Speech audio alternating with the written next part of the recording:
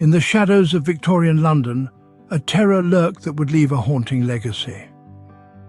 As the 19th century was drawing to a close, a sinister figure emerged from the foggy corners of Whitechapel, a figure who would come to be known as Jack the Ripper. His reign of terror spanned but a few months in the autumn of 1888, yet his ghastly deeds have echoed through the annals of crime for over a century. Victorian London, with its gaslit streets and shadowy alleyways, provided the perfect hunting grounds for this elusive phantom.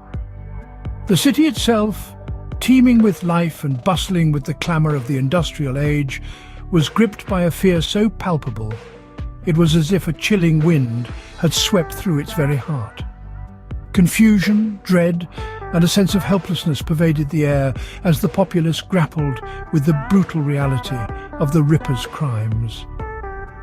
In the heart of this sprawling city, a predator was on the prowl.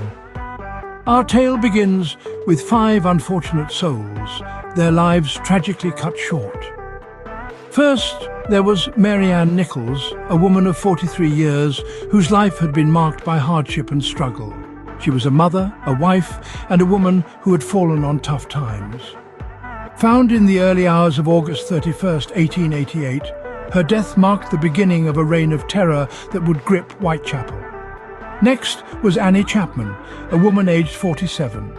She was a mother, a wife, and like Mary Ann, a woman who had faced her fair share of struggles. Her life was abruptly ended on September 8th of that same year. She was found in the backyard of a house in Hanbury Street, her body bearing the gruesome signature of the Ripper. Then came Elizabeth Stride and Catherine Eddowes, killed on the same night, September 30th. Stride, a Swedish woman of 45, had been living in England for over 2 decades. Eddowes, aged 46, was a mother of 3, and like the others, had been struggling with poverty. Their murders, occurring within an hour of each other, sent shockwaves through the community. Finally, there was Mary Jane Kelly. At 25, she was the youngest of the victims. Unlike the others, her murder on November 9th was committed indoors, her room becoming a chilling tableau of the Ripper's savagery. These were women who, like many others in Victorian London, faced adversity and hardship. They had families, dreams, and lives that were brutally and abruptly ended. They were not just victims, but individuals, each bearing their own story. In this tragic tale, they were the faces of the innocent, their lives cruelly snuffed out in the dead of night. Their names, etched into history, serve as a stark reminder of the brutality of those times. Their lives were taken, their stories forever intertwined with the Rippers. In the wake of the murders, the authorities scrambled to uncover the killer. The year was 1888, and the London Metropolitan Police were grappling with a series of murders that were shockingly brutal, even by the standards of Victorian London. The gruesome nature of the crimes suggested a killer with a deep-seated malice and a disturbingly intimate knowledge of human anatomy. The investigation was led by the indomitable Inspector Frederick Aberline, a seasoned detective with a keen mind. Yet even his considerable skills were stretched to their limits by the cunning and audacity of the Ripper. The police were in uncharted waters, trying to solve crimes of unprecedented savagery with the limited forensic tools of the time. Forensics, as we understand it today, was in its infancy. There were no DNA tests, no fingerprint analysis. The detectives had to rely on the most rudimentary of investigative techniques, interviews, footprints, and the occasional physical evidence left at the crime scenes. These included a leather apron, a blood-stained piece of cloth, and the chilling surgical instruments used to commit the atrocities. The police chased down countless leads, questioned hundreds of suspects, and even employed bloodhounds in a desperate attempt to catch the killer. Yet they were hindered by the labyrinthine streets of Whitechapel, the lack of reliable witnesses, and the sheer panic that gripped the city. The investigation was further complicated by the media frenzy that surrounded the murders. The papers were filled with lurid tales of the Ripper's exploits, often more fiction than fact. This not only muddied the waters of the investigation, but also created a climate of fear that made the public reluctant to cooperate with the police. Despite the obstacles, the authorities were relentless in their pursuit. They searched lodging houses, interrogated suspicious characters, and even appealed to the public for help. Yet, the killer remained frustratingly out of reach, always one step ahead of the law. Despite their best efforts, the Ripper remained elusive. The investigation into the Ripper's crimes marked a turning point in the history of criminal investigations, laying the groundwork for modern forensic science. But for the police of Victorian London, it was a bitter pill to swallow. The Ripper had slipped through their fingers, vanishing into the smog-filled alleyways of Whitechapel as mysteriously as he had appeared. As the city trembled, letters began to surface, each one more chilling than the last. The correspondence was allegedly crafted by the mysterious murderer himself, Jack the Ripper.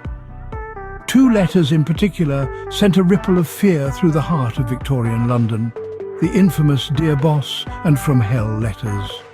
The Dear Boss letter, dated September 27, 1888, was sent to the Central News Agency. It was in this missive that the name Jack the Ripper was first used, a signature that would become infamous worldwide. The letter boasted of the gruesome deeds, taunting the police with details of the murders and promising more to come. It was in this letter that the chilling phrase was penned, "I am down on whores and shan't quit ripping them till I do get buckled." The From Hell letter, arriving in October that same year, was delivered with a gory souvenir, half a human kidney preserved in spirits. The letter, addressed to George Lusk, head of the Whitechapel Vigilance Committee, claimed the sender had fried and eaten the other half of the kidney. These chilling letters brought a new level of terror to an already frightened public, but were they genuinely from the hand of the Ripper? This question has been the subject of debate among experts for over a century. Some argue that the letters were nothing more than a morbid prank, perpetrated by a journalist or even a member of the police, aiming to keep the story in the headlines. Others, however, believe the letters to be the work of the killer himself, offering a disturbing insight into his twisted mind. Despite extensive handwriting analysis and linguistic studies, no definitive conclusions have been reached. The letters remain as enigmatic as the identity of the Ripper himself. Whether a macabre prank or the work of the killer himself, the letters only deepen the mystery. Many names were tossed into the ring, but the Ripper's identity remained shrouded in mystery. The list of suspects in the Jack the Ripper case is as long and winding as the labyrinthine streets of Victorian Whitechapel itself. Let's delve into the murky world of conjecture and suspicion, focusing on 3 of the most notable names often mentioned in connection to the case: Montague John Druitt, Aaron Kosminski, and Francis Tumblety. First up, Montague John Druitt. A barrister by profession, Druitt was also an assistant schoolmaster. His own family suspected him due to his supposed sexual insanity, and his suicide shortly after the last murder certainly raised eyebrows. However, Druitt's connection to the case is mostly circumstantial, and no concrete evidence links him to the grisly crimes. Next, we have Aaron Kosminski. A Polish barber and resident of Whitechapel, Kosminski was known to have violent tendencies and suffered from auditory hallucinations. His mental illness, proximity to the crime scenes, and identification by a witness made him a compelling suspect. However, the witness's refusal to testify and the lack of physical evidence left this suspicion unproven. Lastly, we turn to Francis Tumblety. An American quack doctor with a strong dislike for women and a collection of uteruses, Tumblety's peculiarities certainly painted him as a suspicious character. Arrested on unrelated charges during the time of the murders, he fled to the United States shortly after being released. But again, there's no hard evidence tying him to the Ripper's crimes. These suspects, among many others, were scrutinized, questioned, and in some cases even trailed by the police. Yet the tangible proof required to definitively identify the Ripper was never found. Theories, speculations, and suspicions abound, but the solid, unimpeachable truth remains elusive.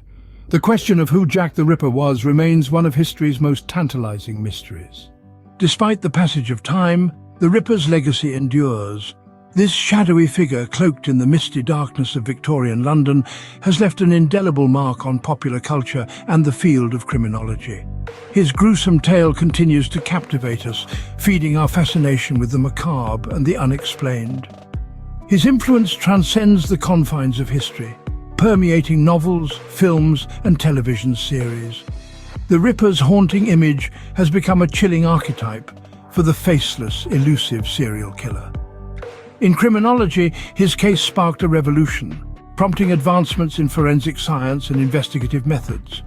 It highlighted the importance of crime scene preservation, evidence collection, and criminal profiling, aspects that are now considered fundamental in solving complex cases.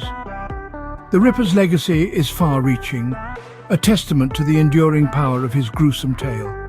His story remains etched in our collective consciousness, a chilling symbol of humanity's capacity for evil.